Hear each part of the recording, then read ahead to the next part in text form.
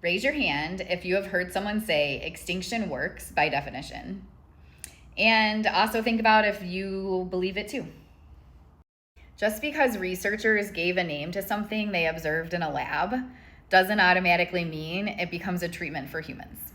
Extinction, by definition, describes a phenomena observed in the lab when reinforcement is no longer provided for a previously reinforced response. That response no longer occurs, or at the very least, it decreases. Often, not always, but often, there is also an extinction burst where the response increases first.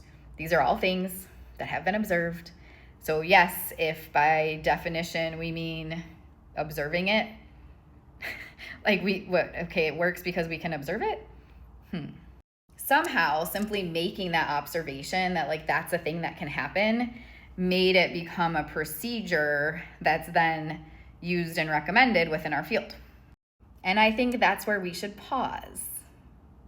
Observing that something happens and deciding to make use of that as an intervention for a person, especially a person in distress, are two separate things.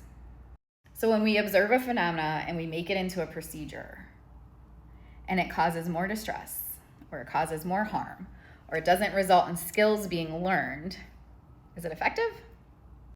Maybe instead of asking if extinction works, we should be asking if the procedures, whether it's extinction or anything else, that we're designing and using with the populations we serve create a safer, happier, fuller, more joyful, supportive, affirming, etc. I could go on and on, life for the individual. What do you think? Just because we observe something, does that mean that it works and that it's effective?